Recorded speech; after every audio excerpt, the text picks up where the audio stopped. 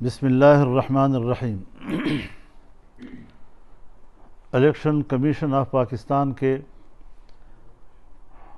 مخصوص نشستوں کی تقسیم کے بارے میں فیصلے کے خلاف سپریم کورٹ کے فیصلے پر حتمی رائے آئینی اور قانونی ماہرین ہی دے سکتے ہیں۔ تاہم جمعیت علماء اسلام سپریم کورٹ کے فیصلے کو جزوی طور پر تسلیم کرتی ہے اور اس فیصلے کے نتیجے میں پی ٹی آئی کے ساتھ خیرسگالی کا اظہار کرتی ہے۔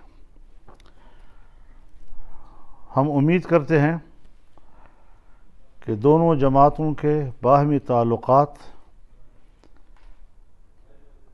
میں بہتری کے لیے پیش رفت کی طرف مفید ثابت ہوگا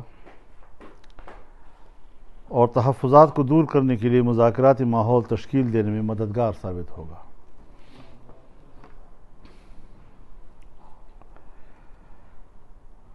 جہاں تک نظر ثانی اپیل کا تعلق ہے،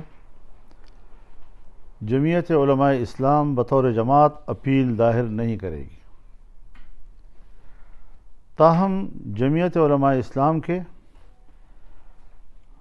وہ بعض افراد جو اس فیصلے سے براہ راست متاثر ہوئے ہیں، وہ انفرادی طور پر ہم ان کو اپیل کے حق کے استعمال سے نہیں روک سکیں گے۔ یہ ان کا حق ہوگا، لیکن بطور جماعت ہم اپیل نہیں کریں گے۔ تو یہ آج کا میں نے مختصر بیان دیا ہے۔ تو مولانا صاحب، اس ساری صورتحال میں آپ جو سیاسی نظام ہے وہ عدم استحکام کی طرف جائے گا اس فیصلے سے، یا اس سے استحکام؟ میں تو حضرت آپ